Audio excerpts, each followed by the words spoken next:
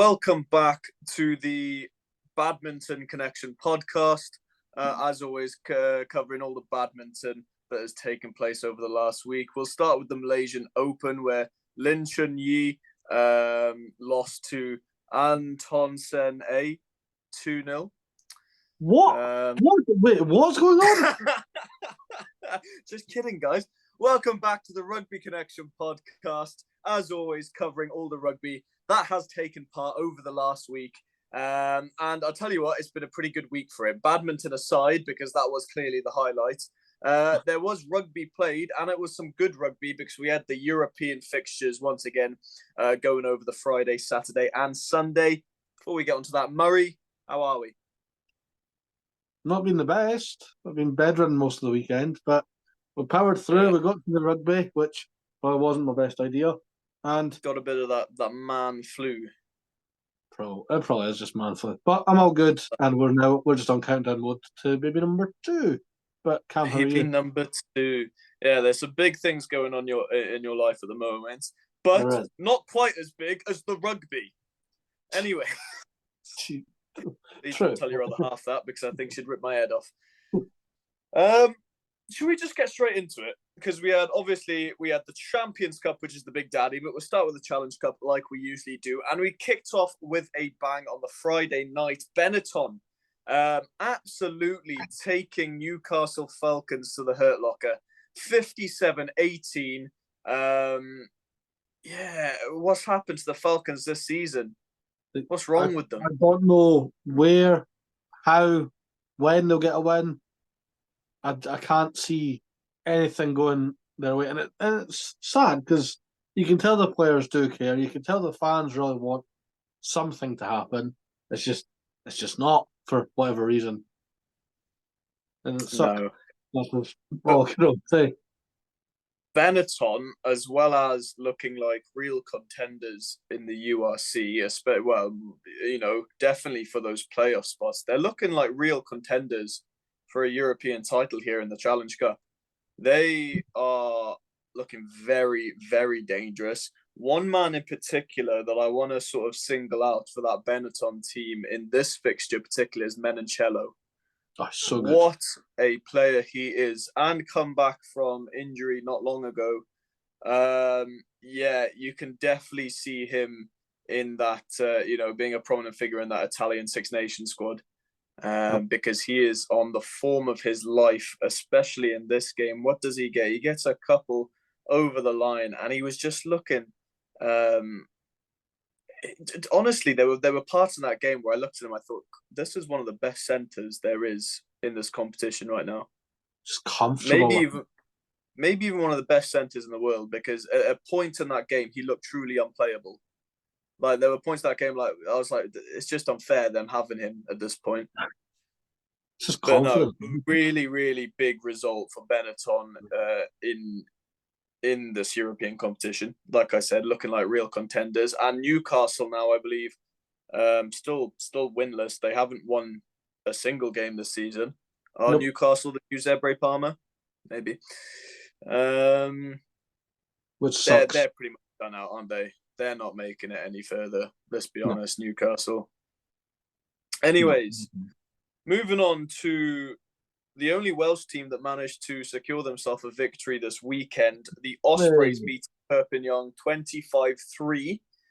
A good performance for the Ospreys without being anything spectacular. 2 yellow cards on the side of Perpignan did help them in that cause as well, capitalising. Getting just 1 try piece in those sort of yellow card areas. Just before we move on to the next game, just because you said the Ospreys, our next guest is from the Ospreys. We've got Max Nagy coming on, so there you go. There we are. Go on then, get out of the way. I could see you rejoicing at the next score. I haven't even flipped over, but I know what it is. Yeah, you beat Inox. Woo woo. Yay. Well, actually, on my board, we'll cover it now. You said it, but it's the two fixtures at the same time.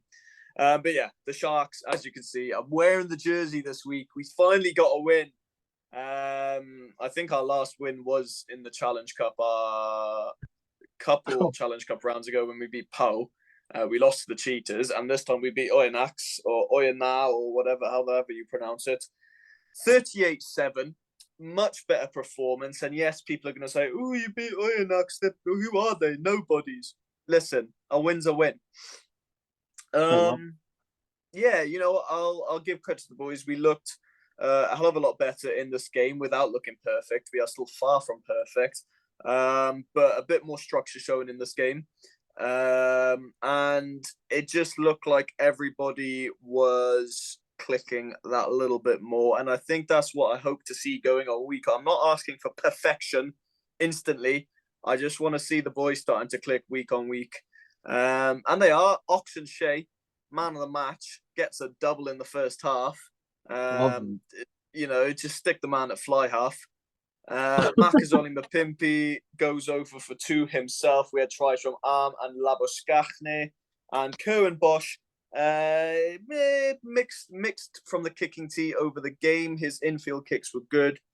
Jaden Hendrickse came in and slotted in at fly half, just like his younger brother, who Jordan very well might be signing for the Sharks. So we could have the Hendrickse brothers playing together. But Jaden looked, for the time he played, looked relatively comfy at fly half. And we saw Diego Apollos make 5 minutes off the bench for the Sharks in that game. Will we be seeing a bit more of him going into the next sort of future seasons with Janssen van Rensburg leaving to play in the top 14 maybe? But, you know, I'd like to, because he's definitely a talent that we haven't used enough yet. Similar to the fate of your boys, Edinburgh, when you went to Clermont, the Scarlets went over and got beaten. Not a battering, I will say, 38-17, a win for Clermont. Sorry? The exact same score as we got beat. Yeah. Exact same score, that's what I'm saying. I think the hindering point for the Scarlets was that Johnny Williams red card about 30 minutes into the game. And from there, literally instantly, Raka goes over for a try. And they just struggled to get back in that sort of 30 to 60 minute period. They got a few tries on the board through Steph Evans and Hardy. Other than that, they had their opportunities, 2 yellow cards for Clermont as well. Cast versus the Black Lions, 28-6 for Cast. The Black Lions unable to pull off that away win again, but also not a battering that you would have expected, maybe from a top 14 team to a Rugby Europe Championship, whatever the club competition is called. Yeah, I think regardless of this score, I think the Black Lions are still making quite a good name for themselves in this competition. But yeah, I mean, it was a win that I think we both predicted. One win that neither of us were able to predict, because we didn't actually know who was going to be the worst out of the two, was Zebra versus Dragons. Yeah, I got it right. You said Dragons, I said Zebra. Yeah, I think so. I think we did split in the end. Well, it looked like the Dragons were going to take it, because Kai Evans is the shining light for the Dragons at the moment. He's very, very good player. Obviously, you know, you've got the likes of Rio Dyer there as well and whatnot, but Kai Evans is definitely putting his hand up. 4 penalties, 5, 12, 16 and 21st minute. Looking like he's taking quite a comfortable lead. Then that man again, Gazy, goes over for a try. He's just making it a habit for himself. Another man that I can see comfortably in that Italian Six Nations team. And then that second half, I mean, it was 2 tries from Zebra. Again, Gazy once again goes over. And the Dragons managed to get a try on the board right at the end, but it's not enough. 20 points to 17. Zebra secure a win, which they're getting a few of this season. Yeah, nothing to complain about. Murray. Gloucester versus Edinburgh, 21 points to 20. Gloucester get a win at the Hive. What happened? Go on, tell me. I honestly don't know. I think this has been like the worst game I've seen us play. Even though we only lost by a point, it was just we were making really daft mistakes, and it's when we're like, so we got. I think we managed to get 2 points ahead, and then straight after kickoff, we gave away a penalty to give Mhm. Gloucester the lead again. I'm like, it was simple shot, and also Lewis Rees-Zammit, you weren't stopping him. He just kind of skipped through everyone, which was lovely. He's. I mean, it's And Louis Rees-Zammit, isn't it? kicking off the tee wasn't great for us either. Ben Healy missed a Yeah, few sitters as well, which was very rare for him probably this the season. first game I've seen from Ben Healy playing for Edinburgh where he's not looked great. People were thinking, is it because of the competition? Because Adam Hastings is now back. You've got that Scottish position, obviously, to think Mm. about. So I don't know. Maybe that might have got into Ben's head because obviously Adam's been out injured for a while and thinks it's like a right that he's a second choice. But Adam's like, no, I'm still here. Don't worry. So yeah, Yeah. fair play to Gloucester. It just wasn't our night, and me feeling ill did not help my case. But it's fine. I think I actually said to my friend if it was a worse game and it wasn't a European night, I probably just wouldn't have went. Yeah. But Talking about a worse game, and this is a game I did watch, which wasn't overly entertaining. Montpellier versus the Lions. Unfortunately, the Lions don't manage to get the win here. 13 points to 3 in favor of Montpellier. Just a really boring game. At halftime, it was 3-0 to the Lions. Montpellier managed to go ahead with an early try and then a late try from Paul Willemse. Um, yeah, it was just a really slow game. I mean, I was watching this game whilst I was doing the dishes, and honestly, I found scrubbing the dishes more entertaining than what was actually going on the pitch. Um, Very frustrating game from a Lions perspective, I think, and also frustrating from the point where the tries that were let through, you could argue maybe one shouldn't have been let through, and the other one was a bit of a soft try. But yeah, Montpellier have been finding it quite hard to come by wins this season, so good for them to get a win. The Lions, I mean, I don't think this will knock them in any way. I still think they're making the playoffs quite comfortably with their form. I think they're still going to go far in this competition, so I've got no worry for them. fair. And then we have one final Challenge Cup game, Cheetahs at home in Amsterdam. You lied. You told me it was in Bloemfontein. Last week when I checked on the home venue, it said Bloemfontein. Now I'm not sure if it hadn't updated from the Sharks fixture where they did play in Bloemfontein. Obviously, maybe it hadn't updated or so, but it still said that they're playing Po in Bloemfontein. But no, they played them in Amsterdam, which I can't understand. It's still something I don't understand. Why? Why will they play the Sharks in Bloemfontein and then because those teams have to travel to South Africa to go to Durban, to go to Cape Town, to go to Pretoria, Johannesburg to play all the other teams. Yep. What's wrong with Bloemfontein? Do you know what I mean? Although it was packed in Amsterdam, Yes. which was very strange considering like nobody there is a Cheers fan, they're not a POW fan. Who do you think they were supporting? Because obviously Amsterdam Dutch has a bit of a connection to South Africa, being sort of the Dutch Afrikaans connection. Or do you think they were supporting their neighbours in France? No, I've seen a lot of orange. I would have said the Cheetahs. Well, it was the Cheetahs. I don't know. I can't. It's so stupid. Yeah, it's a weird one. Poe actually managing to get the win here, 33 points to 20. Was not on my prediction card. I thought the Cheetahs would make light work of this Poe team, but credit to Poe, they've actually been performing very well in the top 14 this season. So probably should have given them a bit more credit where it was due. The Cheetahs just didn't look like they're firing all cylinders. Honestly, you'd have to attribute a bit of it to having to fly to Amsterdam for a fucking home fixture. But it is what it is. Again, the Cheetahs aren't looking like this is going to damage them too much. I still think they're going to make the playoffs. But a loss on the road / at home for the Cheetahs, I suppose. Let's go on to the big boy, because this is where it gets exciting. Oh, we're doing that differently this week. Okay. Do you want to we'll do the predictions all at the end? All right, okay, that's fine. Yeah. I want to just get on to the juicy Get bit. on to the juicy fixture. Talking about juicy, man. Let's talk about Northampton quickly, because they had their the first fixture of the weekend was on the Friday night. We had Northampton Saints versus Bayonne, and listen, Bayonne have been no joke.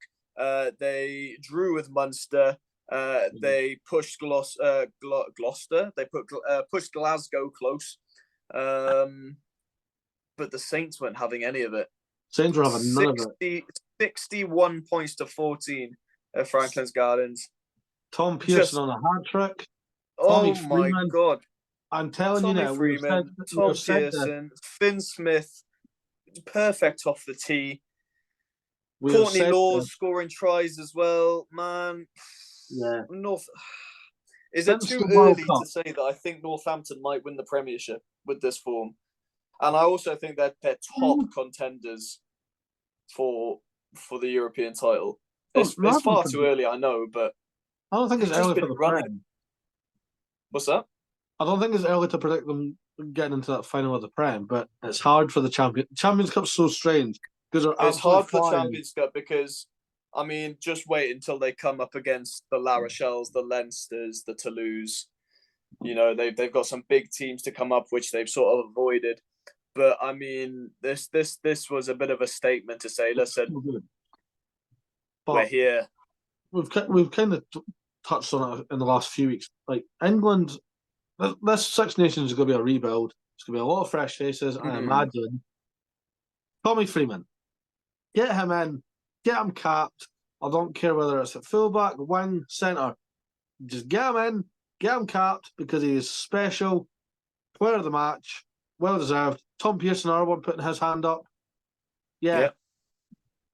It's very obviously Alex Mitchell should be the starting 9 for England. I think Alex Mitchell, with the form he's been on for Northampton this season, I think Alex Mitchell has cemented himself as the starting scrum half for England. I can't see anyone past him. We'll move on to the Saturday. Saturday was Saturday was good. Sunday had some good fixtures, but Saturday was good. We started off with Exeter versus Glasgow. 19 points to 17. Many people saying Glasgow very unlucky. Murray, I want your honest opinion. Yeah. Was he bound to that scrum? That's not what I was actually looking at. My issue... That's what I was looking at. I thought the whole thing was George Horne had a hold of Stuart Townsend and Stuart Townsend didn't have the ball. I thought that's what the issue was. So I wasn't even looking at anyone being bound because obviously we scored a try to get us into the lead and I'm saying like, yes, come on. And then we got the scrum and I'm like, right, kick it out. That's all you need to do. We say it every week when it's like that. Just flick the ball out. Get it out. Get it out of the ground. Nice win. And yet we couldn't do that. And then like when the ball, I don't know how you bugger up a grubber that bad. But yeah, for Glasgow to pounce on it and then get a try, and I'm like, no, surely not. You can't write this. And then they had the TMO it, and obviously, like I just said, I looked at the wrong thing. So I kind of got caught up on all of that, and they went, no try. I was like, oh my God, Jesus. Like, you couldn't write it. You really couldn't write it. Kyle Rowe, friend of the show, what a try. What a performance he had. Definitely knocking at the door for one of the Scotland jerseys. Stafford McDowell flattened 2 of the biggest Chiefs on the pitch single-handedly. It's ridiculous. Matt Fagerson, welcome back. Tuipulotu on the score sheet. Sione, Captain Sione, which I liked. Yes, Captain Sione Tuipulotu. But he was fantastic. I think he's definitely got the starting jersey clamped. Matt Yeah. Fagerson with a nice return. Xander Fagerson's actually really impressing me this season, which, if you know me long enough, it's very hard for Xander to impress me. But no, he's really upped his game. He has. I've never been a big Xander fan. He always gave a lot of penalties away when I started giving him credit. And now he's definitely clamped that down. A lot of people in my comments were saying that, oh, the referee was like edging it towards Exeter, blah, blah, blah. I'm like, I just think the referee wasn't great. Full stop. There was a lot of stuff either way, and I'm like, eh. But Henry Slade once again kicking the points to put you in the lead. We talk about England caps. I mean, he's got to be in there for an England recall, and I would argue potentially even maybe in the running for a captain's jersey. That's just my thoughts. But I just think the way that he's played at Exeter this season, he's been that. He's sort of been the core for that Exeter squad, I feel like. And yeah, we'll move on. We had Lyon versus Connacht. Lyon getting the win, 34 points to 20. Connacht having an absolute mare of a season in the Champions Cup. They're done and dusted. They can't qualify. They'll get challenged, but they can get challenged, but they're not gonna go any further in this competition in the Champions Cup, anyways. Honestly, I didn't watch this game. I don't have too much to say. Anything you have to say about this game? They've got a never say die attitude, which you've got to love. But Leon, just two sort of Takir Abrahams is just. Takir Abrahams is just electric. Honestly, as sad as I was to see him leave the Sharks, he is absolutely flourishing in the top 14 and in the European competition. So, yeah, it's good to see ex-Sharks players running riot in the top 14. True. This was, I mean, it was the winner I predicted, but I didn't think it would be this emphatic. The Bulls versus Bristol. Yes, like a B-side Bulls came to Ashton Gate. B-side Bulls came to Ashton Gate and just bummed Bristol. You know, I think a lot of people have a problem with the South African teams being in this competition, but quite often we will send weaker sides over on tour, just like the Stormers did to Leicester Tigers. But we saw how close those sort of B tier Stormers pushed Leicester Tigers, and these sort of B tier, but I say B tier Bulls. I mean, you look at the lineups.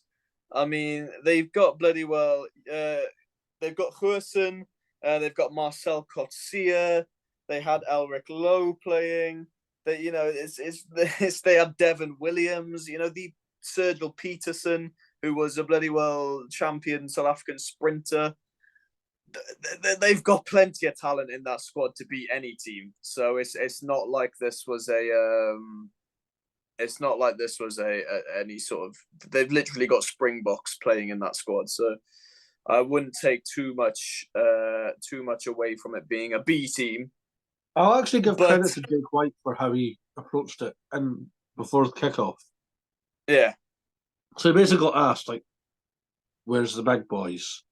And he just thought, said, like, look, it's easier for other teams that have South Africa, like, have Springboks in it, to play them because it's a different contract.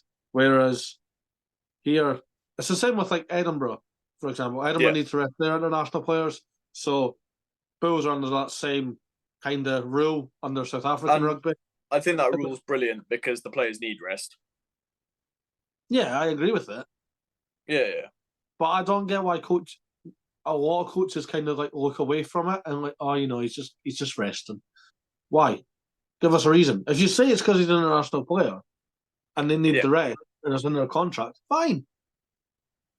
But I also quite like seeing these weaker lineups for some of these teams because it does test depth, and I mean, this shows that the Bulls are quite handy with their depth because they can send over a squad and get a result over Bristol like that. 31-17 was the result, I think I said. But yeah, Bristol just dominated in the set piece. And it was like a flip of the switch. When the Bulls wanted to spread it wide, they spread it wide. And yeah, a couple of later tries from Bristol made the scoreline a little less flattering for the Bulls, but it was just a bullying of a game. Speaking of depth and like having to find a way, Munster. Yes, Munster 19 plus injuries within their squad, and still managing to get an 11-point win over bloody well Toulon. Our boy scored. He's away back from home as well. Yeah, he did score. Alex Nankivell right under the six. But you know who stole the show? And I think he heard us what we said last week. The Zeebs. Simon Zebo. What a try. We literally last week were saying, with all the injuries in the Ireland camp, missing the likes of a Mac Hansen, Jimmy O'Brien, could we see someone like a bloody well Simon Zebo manage to sneak his way back into the squad? And the bloody guy goes on and scores, scoring for Munster and beating Toulon. So, yeah. Also, how good was Calvin Nash's try? Like, he's pushing, he's ticking all the right boxes to get that call up as well. And again, I just like we were saying there with all the injuries in that Irish squad, yeah, Calvin Nash has to be sort of under Andy Farrell's gaze. Has to be. New head British Irish Lions coach Andy Farrell. There you go. Just chuck some news in throughout. But hey, we'll find Zebo or Nash or both. We'll find out on Wednesday when Big Daddy Andy names his squad. But yeah, we will indeed. The next game, an absolute battering. 43-7, Leinster versus Stade Francais. We expected this, didn't we? James Lowe scoring tries for fun. Van der Fleer, Sheehan, Jordan Lama.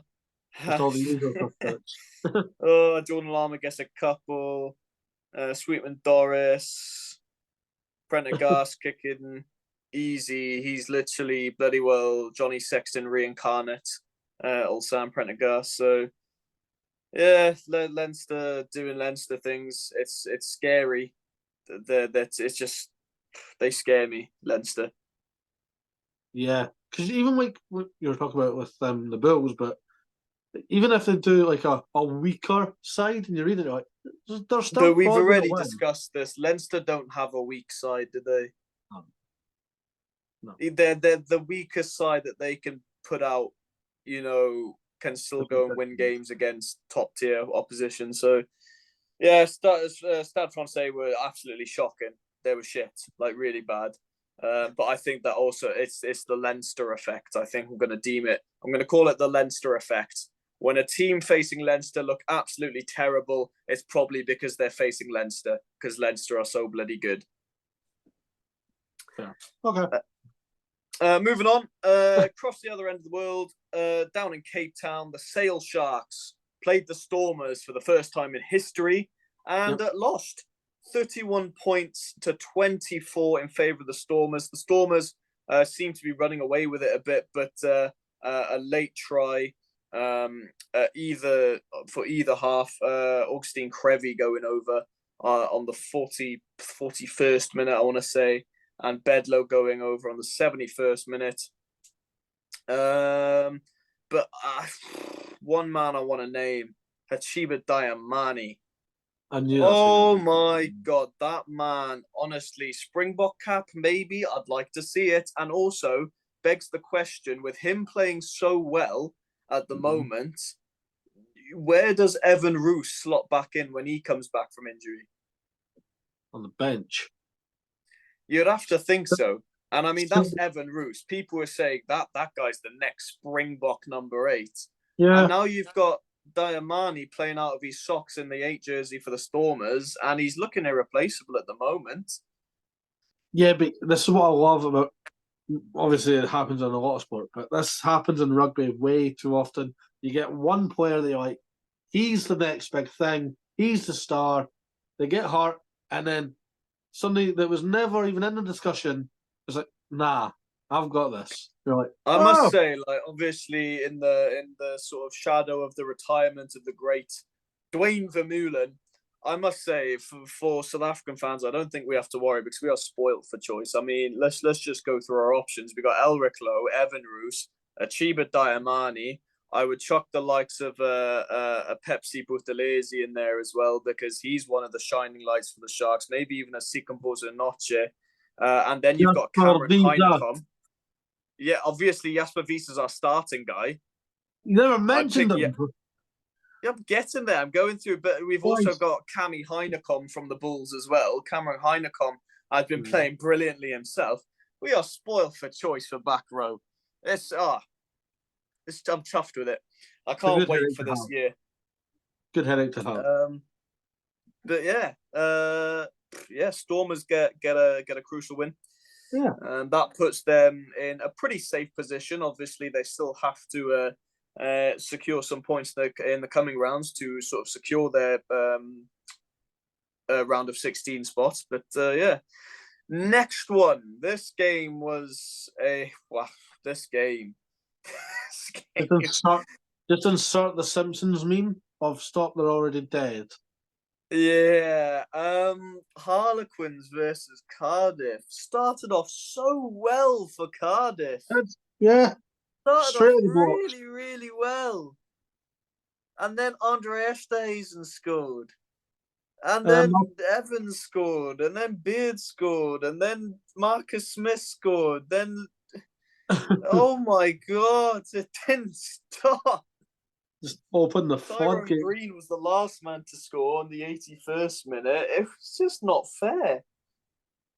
That was it. Oscar Bear's tryout, though, was stunning. Fantastic. Very good. And Marcus Smith playing out of his socks at the moment. 150th Quins appearance. 150th Quins appearance, which is a hell of a milestone for a player so young. And he's really saying to Steve Borthwick, listen, I'm your starting guy. It's me. Yeah. It's me. Don't even bother looking over at George Ford. I'm your starting guy.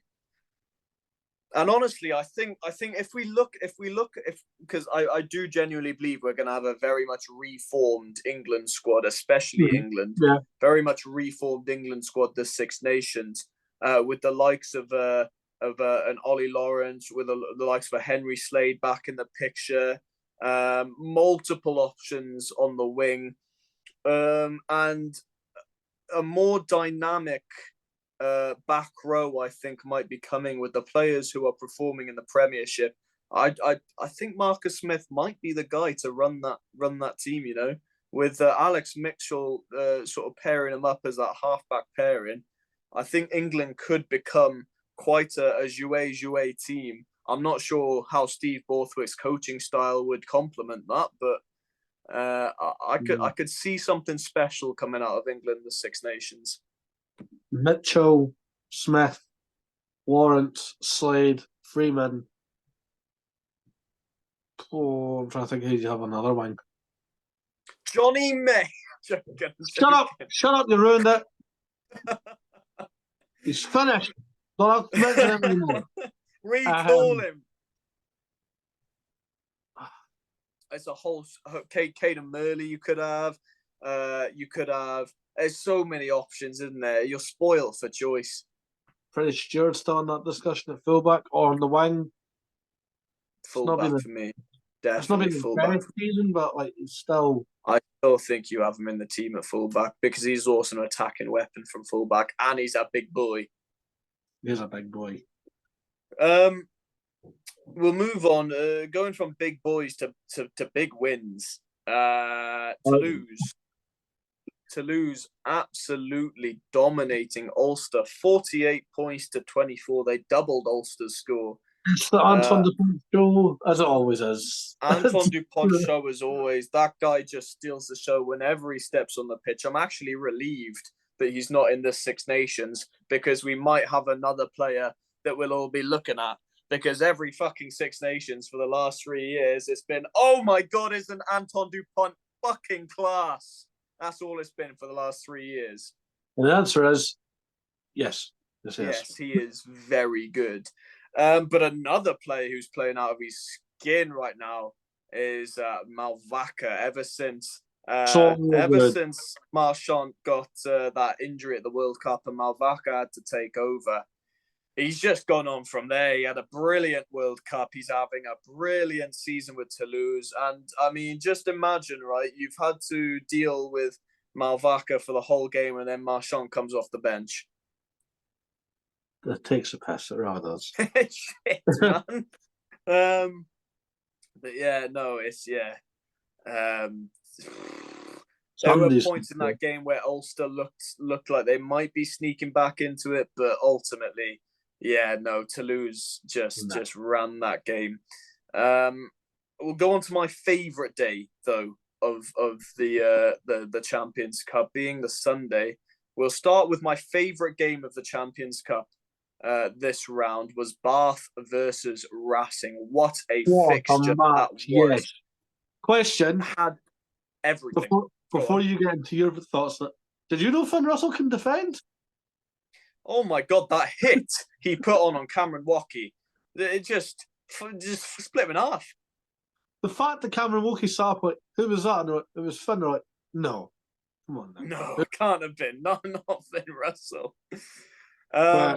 Yeah, this Alfie Barbary is a very lucky boy. What's that? Alfie Barbary is a very lucky boy, though. He's a very lucky boy because he got a yellow card on 6 minutes, which could have been a red card, but then he did get red carded because he got another yellow card. But can I just say, even with the 2 yellow cards resulting in a red, he was still man of the match for me. Oh yeah, it was fantastic. Yeah, brilliant. It was ridiculous. Alfie Barbary, England number 8. We were just talking about Dupont and how he's not going to be in the Six Nations. Get Nolan LeGarrick as your 9. Oh, Nolan LeGarrick, what a player. He's just got that jouet that I think you just think about when you think of Racing. You think of it as jouet. And LeGarrick has just got it. And just put him in that French setup with Jalibert or Intermac, whoever's in that 10 jersey. Honestly, you'll forget Dupont's not there. Anton who? Obviously. Exactly. Anton Hastoy, eh? Get him in the team. But we'll get on to that. No, yeah, brilliant game. Both teams would have deserved to win it if it had gone either way. Henry Arundel sort of putting his middle finger up to England in general, scoring a try. Hell of a try as well. He got interviewed after the game and explained why he's extending his contract. He's like, it's not time away from England. He's like, I'm improving myself. So then when my contract's up, I'll be ready at that level. I wasn't playing my best. I like it, yeah. I was like, and he's also getting the sweet money. That sweet French. You don't say that on an interview, but we all know it's the truth. One player we failed to mention when we're talking about England Flyers, a cock and a singer. Big Joe. Big Joe, could he be that big battering ram on the wing that England, everyone said, he's the next Jonah Lomu. Well, he played like it in this game. He was brilliant. But a lot of people keep saying, he's had too many chances at international level. He's just not up to that standard. Shut up. That's because you try to tie him into this different tactic. Let him be a big boy. I genuinely think it's just down to the team that he was playing in at that time.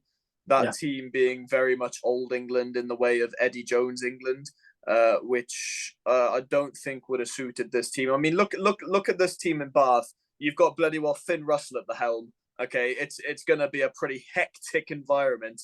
And these players specifically, and when I was saying about a more dynamic back row that I think could be coming for England, you look at the likes of an Alfie Barbary, big boy at the back. I think you shift a Ben Earl onto one of the flanks, and then maybe have someone like a Ludlam on the other side. I think that would be a really, imagine that, Ludlam at 6, Earl at 7, and then Alfie Barbary at 8. You know who I'd have in the 21 jersey? I'd have Ben Spencer. Yeah. A lot of people are like, people are forgetting how good Ben Spencer is. Nobody's forgetting, but Alex Mitchell is that. He's up here. Ben Spencer's here. It's not a bad thing, though. That's a very good headache to have as well. Yeah, very good headache. Talking about a headache, this game gave me a bit of a headache because La Rochelle, you know how we were saying they're having a tricky season? Well, not now. Not Yeah, now, no, they're they're not. doing all right, I think. 45-12 over the Leicester Tigers. Similar to the Leinster effect, I think Leicester Tigers suffered the Ronan O'Gara effect because La Rochelle were absolutely dominant with 3 yellow cards. They had 3 yellow Yeah. How cards. do you not score against a team that's down to 12? They would no, they were down to 13 at one point. Sorry, yeah. With Skelton and Dante off the pitch, and they still couldn't score. But it's all right because Teddy Thomas managed to run it in from their try That line. Teddy Thomas try was disgusting. I was watching it and it went into his hand and he beats the first defender and I'm thinking, no, there's another 3 defenders to go here. He's not making it all the way. He beats the next one. I'm like, okay, he might do it, you know. And then he beats the next 2 and I'm like, oh my god. And I see and I look on my phone screen. I'm like, there's no one left. Nope, he just ran it in. There's Just no one, ran it and he in. right under the post. Man, La Rochelle. Oh, do you know what La Rochelle feel like? They feel like sort of they feel like the mercenary team right now. In the You know way what that that it try just reminded feels. me of? Go on. You know, if you're playing like your younger cousin or sibling on like the game console, Yeah, and you're kind of letting them get in the game a little bit, and then they start yeah, winding you up. You're like, nah, bugger this, sit yeah, down. That's what that try reminds me of. Just like, no, yeah. we've had You enough of this. start bringing out all the button mash combos and the Yeah, different.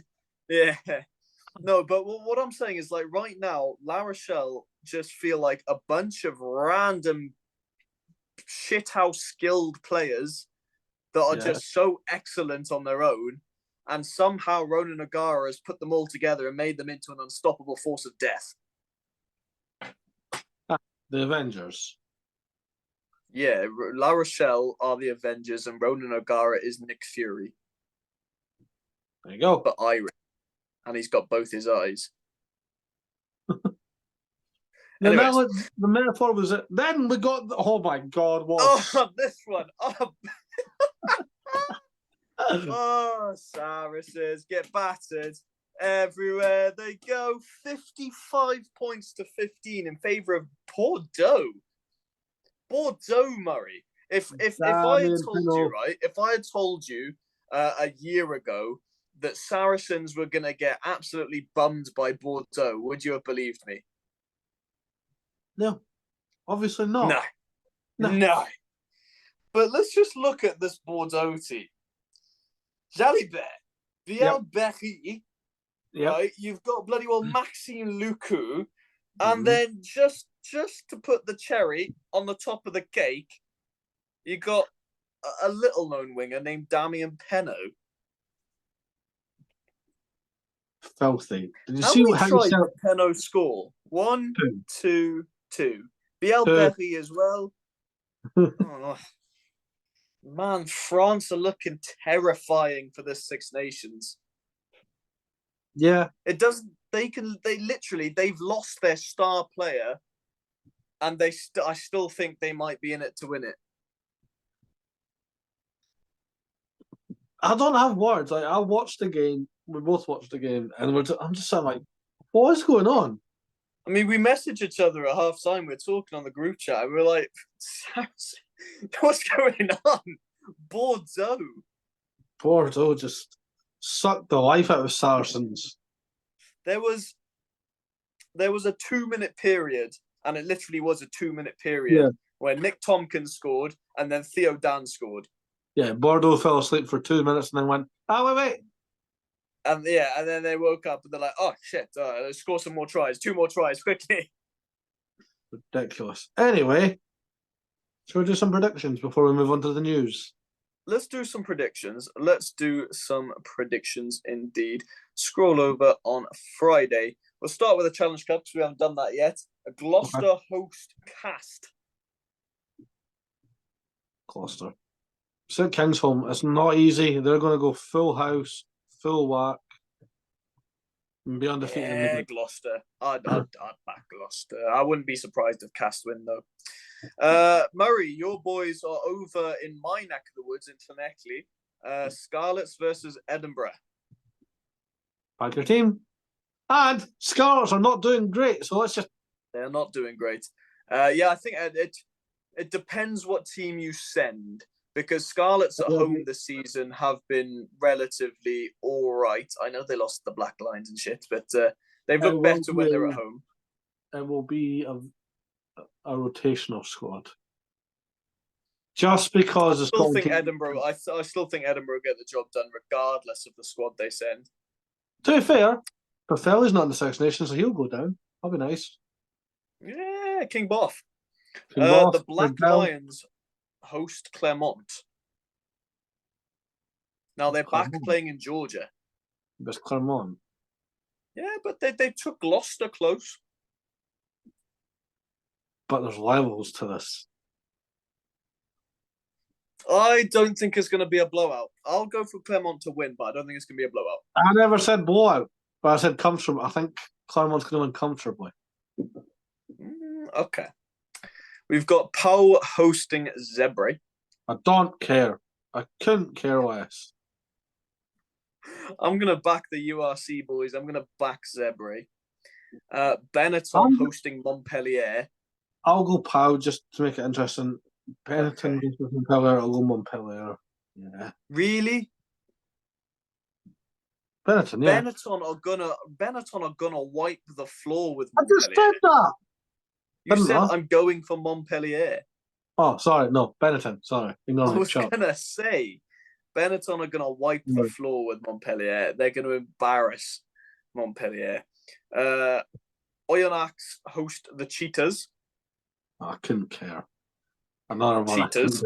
Cheetahs. You are being a little ass during these predictions. They're shit fixtures. Give me juicy ones. It's the bloody well Toyota Cheetahs, Murray. From Amsterdam. By way of Bloemfontein. Yeah. Cheetahs. Yeah, sure, Cheetahs. Yeah. That's better. That's what I like to hear. The Lions host the Ospreys. Ooh, that's Lions, because in South Africa. Lions. Perpignan versus the Falcons. Do we think the Falcons can get a win? Oh, I hope so. I'm going to say they're away from it, though. So what? Do it away. Your first away win. I think Perpignan are going to win, you know. Nah, I'm going to go Falcons. I'm going to go for the... We'll have an underdog story. And down in Rodney Parade, the Dragons host my Sharks.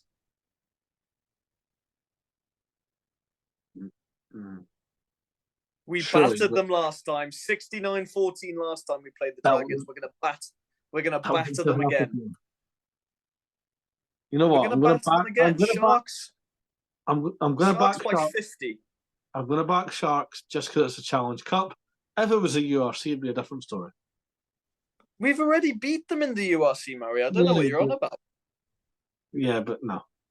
We've already beat them. That's fine. Anyways, onto the Champions Cup. Connacht host Bristol Bears. Connacht. Connacht haven't shown me anything in the Champions Cup this season, but I still will back them because I don't think Bristol have the tools at hand to go to Connacht and win. Glasgow host Toulon. This is going to be an interesting one. Glasgow. Yeah, I'll back Glasgow as well at home. We'll move on to the Saturday. Ooh, the Bulls are hosting Bordeaux. Bordeaux. The Bulls are home in Pretoria. It's not easy to win in South Africa, but if there's any team that can do it this year, it's Bordeaux. So no, the Bulls are going to win because I think the Bulls are going to play their big boys. I think we're going to see Curtly Aronson and Kanan Moody versus Penno and BL Berry. I don't even think you'll get Penno and BL Berry because the Six Nations squad gets announced this week. Maybe not. Do you know who's not in the Six Nations? South Africa. So Kanan Moody and Curtly Aronson are going to run rings around Bordeaux. Yeah, you know what? I'm going to change that now just because, yeah, I think if Bordeaux go full whack, Bordeaux win. But if they're missing No. some, if they're missing heavy hitters, then Bulls win. That's my prediction. Bulls fullback versus Bordeaux fullback. Bulls still win at home. No. Fullback Bulls. I'm talking Curtly Orange, Kana Moody, Villy LaRue. Winnie the Pooh, yep. Okay. I've always told them. Harlequins host Ulster. Quins. I think Ulster will be back for some revenge. I'm backing Ulster for this one. I think Ulster are going to get the job done. Leicester Tigers versus Leinster. Now Leicester are playing at home. Mm-hmm. It's not going to matter, is it? Probably not. No. No, it's going to be Leinster, isn't it? Yeah, because I think I fell for this trap a few years ago. I think I was like, yeah, the Tigers can control Leinster a little bit, especially at Welford Road, and then Leinster thumped them. So yeah. But I'm still going to back the Tigers because I don't like Leinster. Anyways, Racing host Cardiff. Racing. I think Racing they have to get it done, right? They need to get it done. In fact, they have to win this game. Yep. They have to. Munster hosting Northampton. I mean, this is only going one way. Northampton Saints, Murray, I can't look past them. Depends how many they lose out in the squad. I'm trying to think logically now because these Six Nations squads getting announced this week is going to Mitchell. They'll lose Mitchell. They might lose Freeman. They possibly might lose Finn Smith. They still got Courtney Laws. They've still got Lewis Ludlam's not playing at the moment, is he? They might lose Tom Pearson too. They might do. And George Spurgeon. I still think, yeah, but you got to think Munster are also going to be losing. I don't know, but they could be losing Calvin Nash. They could be losing Zebo. Yeah, they could be. No, I think Northampton take that one. Stade Francais host the Stormers. Stormers. I'm not backing Stade Francais. They're just disappointing to watch. Yeah, no, I think the Stormers are going to send a rotational squad over, but I think that's still going to be enough. I think the Stormers win that one. And Saracens host Lyon. Do it again. Lyon. Yeah, I don't think it's good. I don't think lightning strikes twice. I think the Saracens are going to be out for blood after that beating from Bordeaux. So I think Saracens take that one. The previous champs are playing up in the north. Sale Sharks versus La Rochelle. La Rochelle. It's going to be a close game, I think. Yeah. Not easy. I'd probably go for La Rochelle as well. But I wouldn't be surprised if Sale can potentially sneak a win there. This game might be the game of the round because we've got Toulouse versus Bath. This can they do it in the big dog's house? Ooh, and again they might be missing players. They won't be missing Finn because the rules are so backwards. Finn and Cam Redpath can still play next week. Oh, of course, yeah.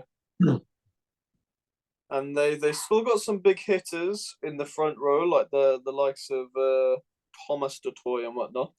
You know what? And to be, I don't know how the French will the French players be playing? I doubt it. Kinghorn will be playing. Aki will be playing. LaBelle. Dupont will be playing. Shit, he will be because he's a sevens player. Dupont will be playing. Ooh. You know what? I'm enjoying them this season. I'm just saying I'm going to say Bath. Why not? Why not?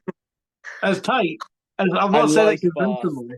I like Bath, but I don't think they beat Toulouse. Fair. That's fair. Do it. Go do it, but I don't think they do. Bayonne host your Chiefs. Chiefs. Bayonne, I think. No, Chiefs. Chiefs to make. Again, depends. Well, I think really the Chiefs are only at risk of losing Henry Slade, to be honest. I think Theo Bosso might be on the move. Oh yeah, sorry, Theo Bosso. Yeah, definitely. Oh yeah, we didn't even mention him. He's got to be in one of those starting lineups for England now that they've been. Oh, there you go. There's the next other box. Mitchell, Smith, Lawrence, Slade, Freeman, Theo Bosso. Very assured. Ugh! That is disgusting. It's a good backline. I like it.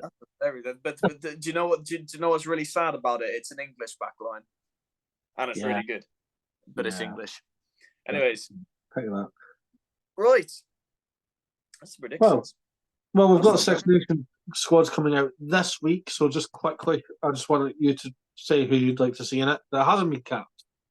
So Scotland announced their squad on Tuesday. We're actually the first to do it. It's not one who's not been capped, but we were talking about it the other day, and you were saying you'd like to see Cam Redpath back in that 12 jersey, seeing a Redpath Hugh Jones combination. So I'm looking forward to see what they do there, because I still very highly rate Sione Tuipulotu. I was going to say, would you start Hugh Jones and drop Sione? Oh yeah, no, I'm keeping Hugh Jones in the 13 channel. No, I'm not. What, you go in Redpath and Sione Tuipulotu? Just because of the injuries that Glasgow's had, and Hugh Jones had to move to the wing, because he's shown he can do that, and he played fullback when he was at Quins. Put Hugh Jones in the 23 jersey. You have Finn. You have Cam Redpath. You've got Sione. Oh, maybe. Shut. In terms Wales, I quite like the look of Ioan Lloyd at the moment. Ioan Lloyd's good. He's looking one of the shining lights for the Scarlets. He's already made, I believe he's made 1 or 2 caps, but Kai Evans for the Dragons, he's looking pretty dangerous himself. Obviously, very much excited if he gets himself fit. Jack Morgan, back fit for the Six Nations. He's going to be an absolute delight to watch this season. I think if he gets called up, I'd like to see how Cameron Winnett does, the young Cardiff fullback. Yeah. Let's see if he does. Yeah, definitely. It'll be interesting to see how Wales build the Six Nations as well, because they're another team who I think are going to undergo quite a change. I'll be interested to see who gets the captain role, because I don't think actually no. Will Rowlands? I've picked Will Rowlands as captain, but a lot of people are saying listen, Jack Morgan, don't get me wrong, Jack Morgan, brilliant captain for the World Cup winner. He's still injured. Yeah, he's still injured at the moment, but I think let him play his own game until he's matured a bit. That's just I think Will Rowlands right now, he's the hardest worker on the pitch in my opinion. England, Theo Bosso, Freeman. I'm looking forward to hopefully seeing Slade back.